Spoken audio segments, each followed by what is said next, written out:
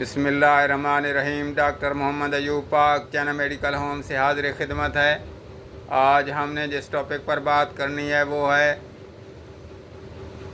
ईद उल अज़हा और हमारी सेहत के मुताल्लिक। आज 7 जून सन 2025 बरोज़ हफ्ता 10 ज़िलहज 1446 हिजरी ईद उल अज़हा का बाबरकत दिन है। डॉक्टर मोहम्मद अयूब की तरफ से तमाम अहले इस्लाम को ईद मुबारक हो। ईद उल अज़हा को ईद कुर्बान भी कहते हैं। इसको ईद कुर्बान इसलिए कहा जाता है कि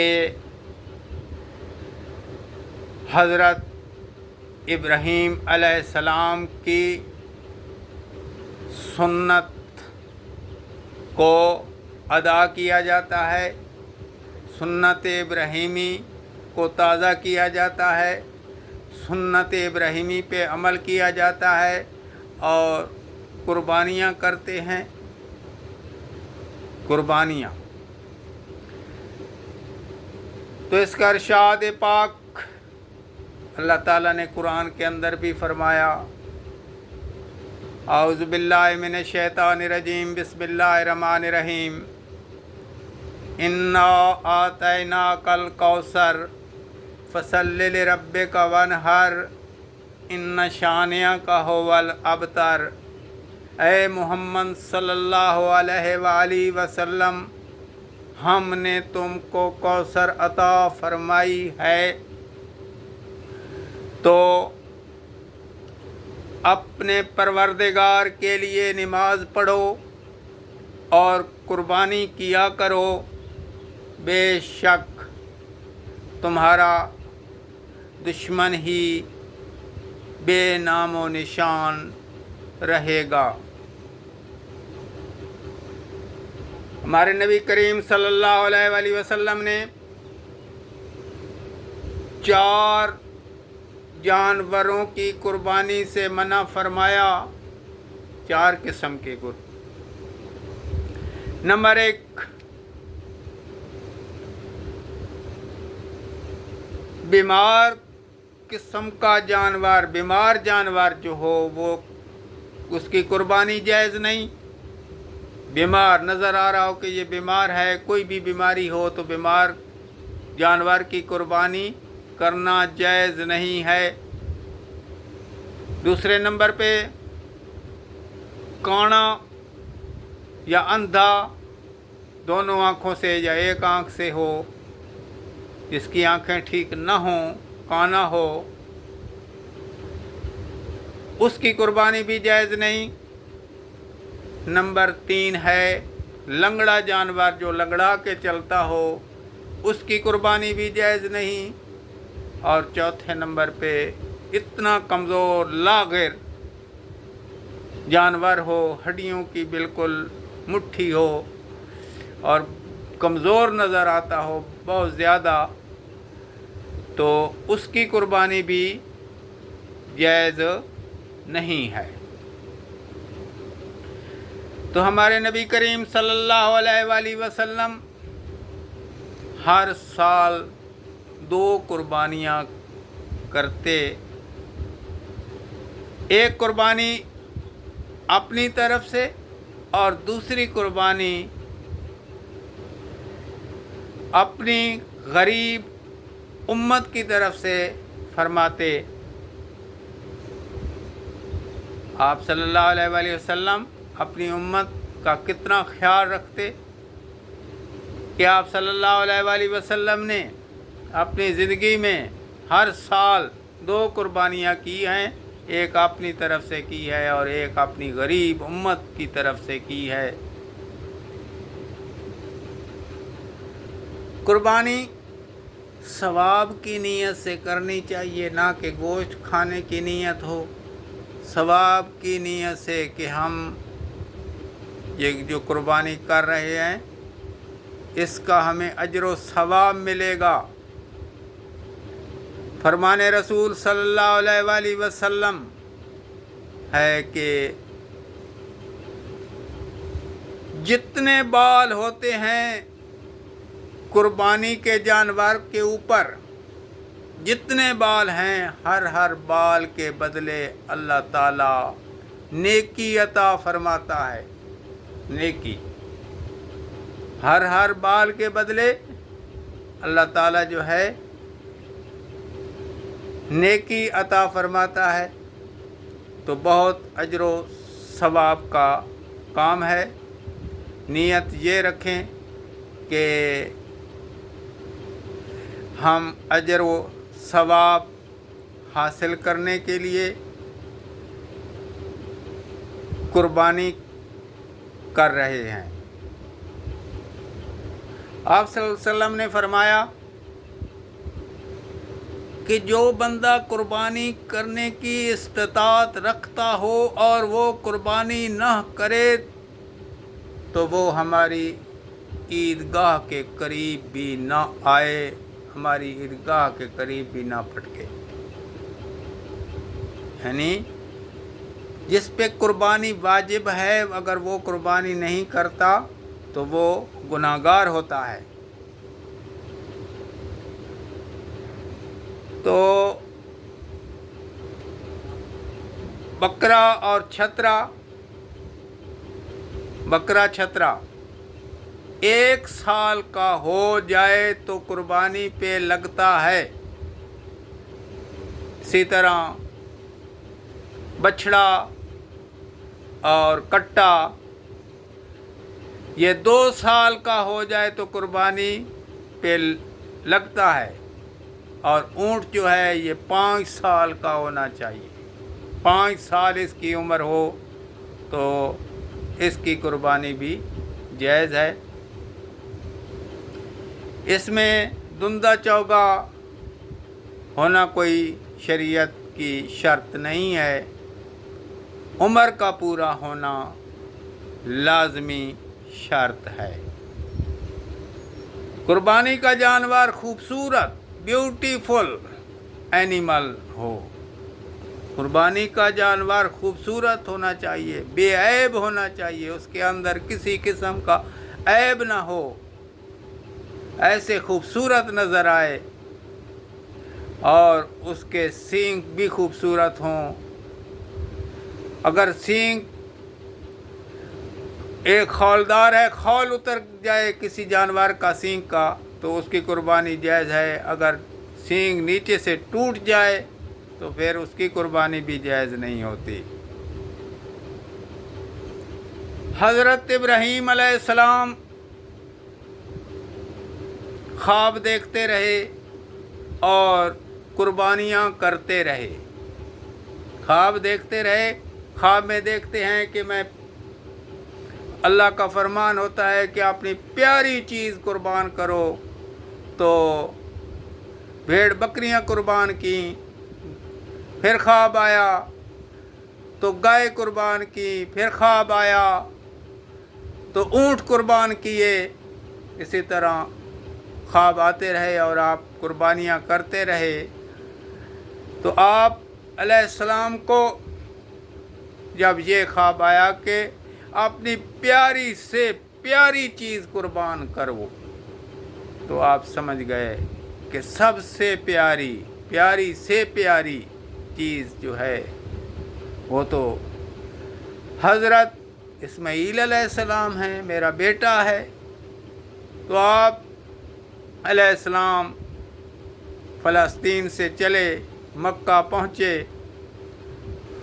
اور بی بی ہاجرہ سے فرمایا کہ حضرت اسماعیل علیہ السلام اس بچے کی تیاری کرواؤ، ہم نے سیر کو جانا ہے، ہم نے کسی دوست سے ملنا ہے۔ تو بی بی ہاجرہ نے حضرت اسماعیل علیہ السلام کے کپڑے بدلے، تیاری کروائی، اور آپ علیہ السلام جو ہیں حضرت ابراہیم علیہ السلام हज़रत इस्माईल अलैहिस्सलाम को लेकर पहाड़ियों की तरफ चल दिए। तो जब पहाड़ियों के दरमियान पहुँचे तो हज़रत इब्राहीम अलैहिस्सलाम ने हज़रत इस्माईल अलैहिस्सलाम से फ़रमाया कि बेटा, अल्लाह का हुक्म आया है कि मैं तुझे कुर्बान करूं अल्लाह के राह में, तो आपका क्या ख्याल है? तो हज़रत इस्माईल अलैहिस्सलाम ने अर्ज़ की, अब्बा जान, फिर देर किस बात की है, जल्दी करो, अगर अल्लाह का हुक्म है तो फिर इंशाअल्लाह आप मुझे सब्र करने वालों में पाएंगे। तो हज़रत इब्राहीम अलैहिस्सलाम ने हज़रत इस्माईल अलैहिस्सलाम को मुंह के बल लिटाया और छुरी चलानी शुरू की, तो छुरी ने ना काटा, गला ज़बा ना किया।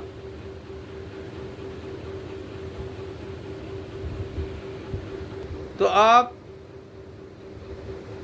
छुरी को एक पत्थर पर मारते हैं तो पत्थर दो टुकड़े हो जाता है। छुरी से फरमाते हैं कि छुरी इतना नाज़ुक मुलायम मेरे बेटे का गला है, तो वो नहीं काटती है, और एक पत्थर को तूने रेज़ा रेज़ा कर दिया है।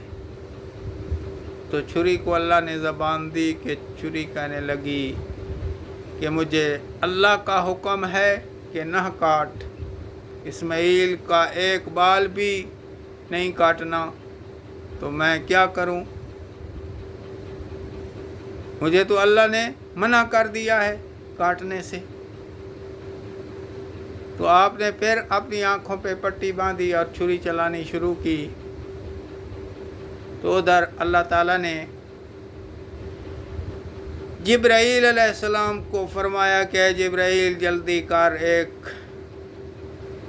जन्नत से दुम्बा लेकर जा और इस्माईल की जगह उस दुम्बे को रखना है और इस्माईल को हटा लेना है। तो जिब्राईल अलैहिस्सलाम ने जल्दी से जन्नत से एक दुम्बा लिया और आए, और दुम्बा हज़रत इस्माईल अलैहिस्सलाम को हटाकर दुम्बा नीचे रख दिया और छुरी चल गई। छुरी जब चल गई तो हज़रत इब्राहीम अलैहिस्सलाम बहुत खुश हुए कि छुरी तो चल गई है, ज़बा हो गया है।